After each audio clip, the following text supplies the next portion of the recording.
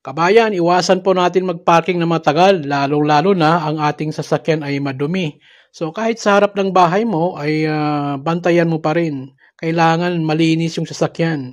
Kagaya nito na sasakyan, kukunin ito ng baladiya. So nagbigay ng warning ang baladiya na kukunin nila ito towing nila after 3 days.